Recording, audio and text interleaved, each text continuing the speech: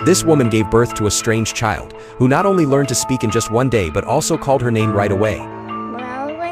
Rowan initially thought her special abilities had influenced the child, but little did she know that just 3 days later, the boy began growing at an astonishing rate. In no time, he looked like a 5 or 6 year old. He ate an enormous amount and had an extremely short temper, but since he was her own child, Rowan had no choice but to patiently raise him. One day, the boy suddenly screamed in the bedroom, and Rowan instinctively reacted with her maternal instincts, using her powers to open the door. To her shock, the boy had grown even bigger. The clothes she had bought just a few days ago no longer fit him. However, as time passed, the boy not only continued to grow physically, but his mental development seemed to be accelerating as well. At 15 or 16, he was at the rebellious age. He had somehow found a doll in the basement, and upon seeing this, Rowan was terrified. The demon Rachel had once inhabited this doll. When Rowan tried to take the doll away from him, the boy suddenly shoved her. In her panic, Rowan unknowingly activated her powers. Looking at the blood stains on the floor, Rowan immediately realized she had made a mistake, but she had no experience in handling rebellious children. Rowan activated her powers once again, and the wounds on the child's face instantly healed.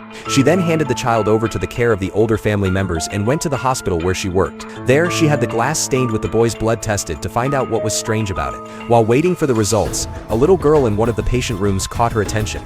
Despite knowing she had a terminal illness, the girl tried to hold back her tears to avoid making her mother sad, which was a stark contrast to the rebellious boy at home. Feeling soft-hearted, Rowan used her abilities to cure the girl's terminal illness. However, the treatment took a tremendous toll on her. As she collapsed into a chair and fell asleep, the boy had grown several more years, now looking like a 17 or 18-year-old young man. When Rowan finally rested and returned home, she was stunned and unsure of how to react. She wanted to give him a hug, but before she could, the boy suddenly kissed her. Rowan quickly stopped this inappropriate behavior.